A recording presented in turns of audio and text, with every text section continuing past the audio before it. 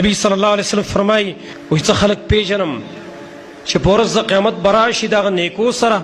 چې هغه به اتهامه د غرونو په شان ته غاټې غاټې نیکۍ به ورسره دنګې دنګې نیکۍ سپینې سپینې نیکۍ به ورسره وي فیجعلها الله هباء منثورا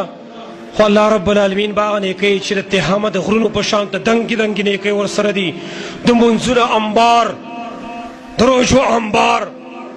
د زکاتونو انبار ذکر اسکار د هغې انبار دا لګېدلی دی سړی هم خوشحاله دی چې یاره جي زه خو نن کامیاب یم هر څه داسې ډېري ولاړ دي خو چې کله الله ته مخامخ شي فیجعلها الله هباء منثورا الله به دې دوړه جوړه کړي چې وابل وځي صحابه کرامو فرمایل یا رسول الله صفهم لنا جلهم لنا صفت یې موږ ته بیان که موږ ته وضاحت وکړه چېرته دغه خلکو کې موږ به رانه شو نبی صلی الله علیه وسلم فرمایل اما انهم اخوانکم خبردار دا ستاسو مسلمانان رونه دي ومن جلدتکم ستاسو د پوستکي نه دي ستاسو وینم شریک ده یاخذون من اللیل کما تاخذون د شپې به تهجد هم کوي لکه څنګه چې تاسو تهجد کوئ ولكنهم قوم اذا خلوا بمحارم الله انتهكوها لیکن دا خلکو چې کله به ځان له شول چا به نه لیدل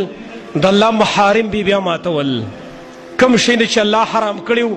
د هغې ارتکاب یې بیا کوو تحدیث بیا ډېر عام دی دا خو هغه خلکو ته هم شامل دی کوم نوجوان طبقه هغه مسجد کې لمانځه باندې هم ولاړي قرآن هم په لاس کې ورسره وي کوم عالم او کوم طالب العلم چې هغه شپه ورځ په مانځه باندې هم ولاړي تهجد هم کوي تلاوتونه هم کوي لیکن چې کله بیا ځان لکیني یوټیوب ته ځان لکیني فیسبوک ته پای باندې ګنده فلمونه هم ګوري ګنده تصویران پای باندې ګوري د هغې شیرینګ کوي بیا او دارنګې ګنده ګانې اوري خلکو په مخ کې نه لیکن د الله په مخ کې